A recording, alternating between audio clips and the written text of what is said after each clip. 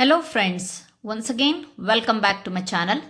Today we are going to solve the question answers from the 6th standard social science part 1. It's a revised textbook 2024 and from the chapter 8 that is our constitution. Friends, ನಾವು ಈ ದಿನ 6ನೇ ತರಗತಿಯ ಸಮಾಜ ವಿಜ್ಞಾನ ಭಾಗ 1ರಲ್ಲಿ ಅಧ್ಯಾಯ 8 ನಮ್ಮ ಸಂವಿಧಾನ ಈ ಪಾಠದ ಪ್ರಶ್ನೋತ್ತರಗಳನ್ನು ನೋಡೋಣ.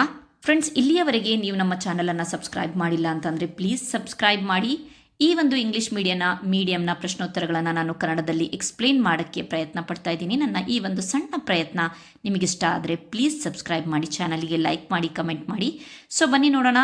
The first main is fill in the blanks with the suitable words. ಖಾಲಿ ಬಿಟ್ಟ ಸ್ಥಳಗಳನ್ನು ಸರಿಯಾದ ಉತ್ತರಗಳೊಂದಿಗೆ ಭರ್ತಿ ಮಾಡಿ. The first question is the Dr. B.R. Ambedkar was the chairman of drafting committee of Indian Constitution. ಅಂದರೆ ಸಂವಿಧಾನದ ಕರಡು ರಚನಾ ಸಮಿತಿಯ ಅಧ್ಯಕ್ಷರು doctor B.R. Ambedkar.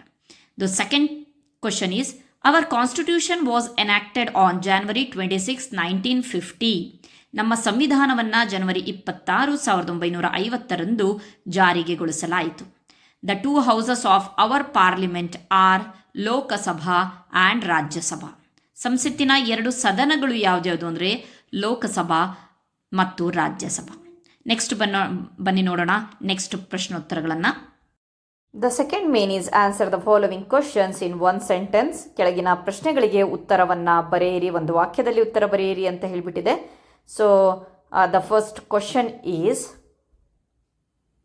What is constitution and what are the benefits. ಸಂವಿಧಾನ ಅಂದ್ರೇನು, ಇದರಿಂದ ನಮಗೇನು ಅನುಕೂಲ ಅಂತ ಹೇಳಿ, ಪ್ರಯೋಜನ ಅಥವಾ ಅನುಕೂಲ. The answer is the constitution is the supreme law of country that provides the necessary framework for its governance, describing the organs of the government, their powers and functions and specifying the rights and duties of citizen. ಅಂದರೆ ಸಂವಿಧಾನವು ಒಂದು ದೇಶದ ಸರ್ವೋಚ್ಚ ಕಾನೂನು ಆಗಿದೆ. ಅದು ಅದರ ಆಡಳಿತಕ್ಕಾಗಿ ಅಗತ್ಯವಾದ ಚೌಕಟ್ಟನ್ನು ಒದಗಿಸುತ್ತೆ. ಸರ್ಕಾರದ ಅಂಗಗಳು, ಅವುಗಳ ಅಧಿಕಾರ ಮತ್ತು ಕಾರ್ಯಗಳನ್ನು ವಿವರಿಸುತ್ತೆ. ಅಷ್ಟೇ ಅಲ್ಲದೆ ನಾಗರಿಕ ಹಕ್ಕುಗಳನ್ನು ಮತ್ತು ಕರ್ತವ್ಯಗಳನ್ನು ಸಹ ನಿರ್ದಿಷ್ಟಪಡಿಸುತ್ತೆ. Next point, its benefits include reflecting the ideals and aspirations of the people, directing for the welfare of the people, regulating government policies and functions and protecting citizens right by treating everyone as equal before the law. ಅಷ್ಟೇ ಅಲ್ಲದೆ ಇದರ ಪ್ರಯೋಜನಗಳಲ್ಲಿ ಜನರ ಆದರ್ಶಗಳು ಮತ್ತು ಆಕಾಂಕ್ಷೆಗಳನ್ನು ಪ್ರತಿಬಿಂಬಿಸುತ್ತೆ.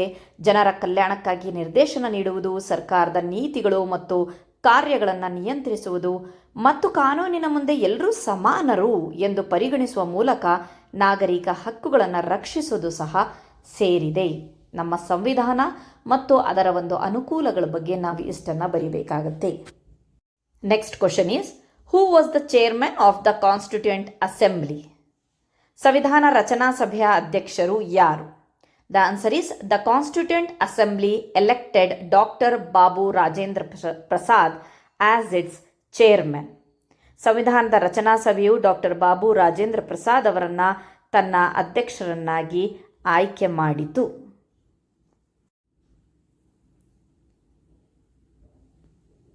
What was the role played by Dr. B.R. Ambedkar in the preparation of the Constitution? The answer is Dr. B.R. Ambedkar was the chairman of the committee tasked with drafting the Constitution. ಅಂದರೆ ಸಂವಿಧಾನದ curd ರಚನಾ ಸಮಿತಿಯ ಅಧ್ಯಕ್ಷರ ಒಂದು ಪಾತ್ರವನ್ನು ಅಥವಾ ಕಾರ್ಯವನ್ನು doctor B.R. Ambedkar ಅವರು ನಿರ್ವಹಿಸಿದರು ಅಂತ ಇದೆ.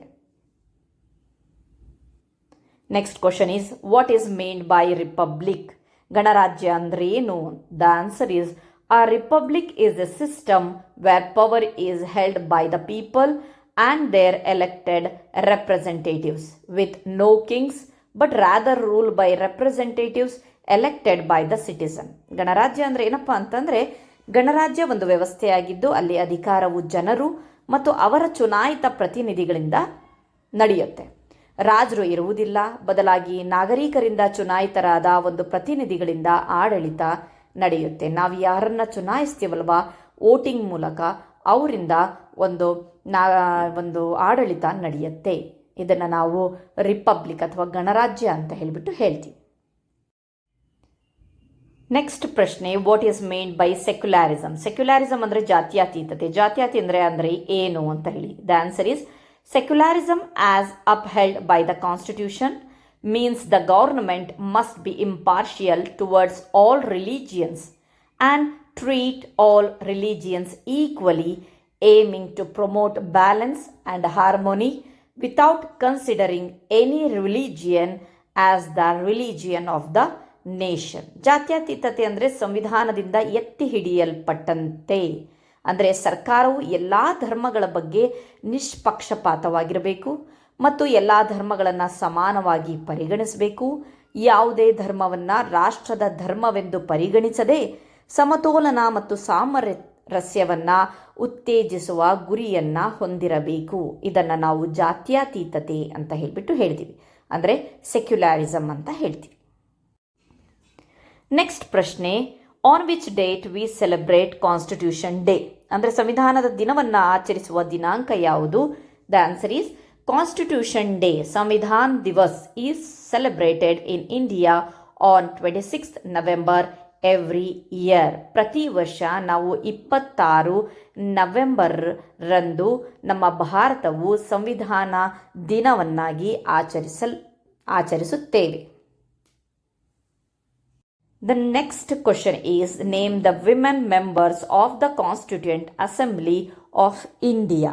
ಭಾರತ ಸಂವಿಧಾನದ ರಚನಾ ಸಭೆಯಲ್ಲಿದ್ದ ಮಹಿಳಾ ಸದಸ್ಯರುಗಳನ್ನು ಹೆಸರಿಸಿ ಅಂತ ಇದೆ. The answer is 15 women members participated in the Constituent Assembly, including Rajkumari, Amrita Kaur, Leela Roy, Malati Choudhury, Sarojini Naidu, Begum Aizaz Rasul, Vijayalakshmi Pandit and Dakshayani ವೆಲ್ಲಾಯುಧನ್.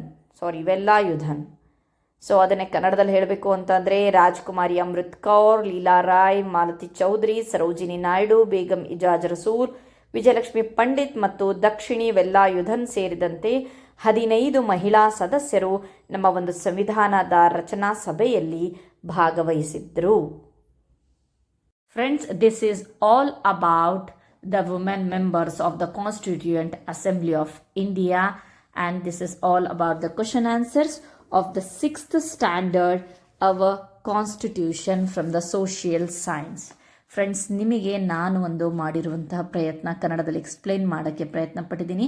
ನನ್ನ ವಿವರಣೆ ನಿಮಗೆ ಇಷ್ಟ ಆಗಿದ್ದರೆ ಪ್ಲೀಸ್ ನನ್ನ ಚಾನಲನ್ನು ಸಬ್ಸ್ಕ್ರೈಬ್ ಮಾಡಿ, ಲೈಕ್ ಮಾಡಿ, ಕಮೆಂಟ್ ಮಾಡಿ. ಕಮೆಂಟಲ್ಲಿ ಈ ಒಂದು ವಿಡಿಯೋಸ್ ನಿಮಗೆ ಇಷ್ಟ ಆಗಿದೆ ಅಂತ ಹೇಳಿಬಿಟ್ಟು ಕಮೆಂಟ್ ಮಾಡಿದ್ರೆ ನನಗೆ ನನ್ನ ಮುಂದಿನ ಒಂದು ವಿಡಿಯೋಸ್ಗಳು ಮಾಡೋಕ್ಕೆ ಪ್ರೋತ್ಸಾಹ ಸಿಗುತ್ತೆ. ನಿಮ್ಮೆಲ್ಲರ ಆಶೀರ್ವಾದದಿಂದ ನಾನು ಇಲ್ಲಿಯವರೆಗೆ ತಲುಪಿದ್ದೀನಿ. ಇನ್ನೂ ಹೆಚ್ಚು ವಿಡಿಯೋಸ್ಗಳನ್ನು ಮಾಡುವ ಒಂದು ಇಷ್ಟ ಇದೆ. Thanks for watching my videos. Thank you once again.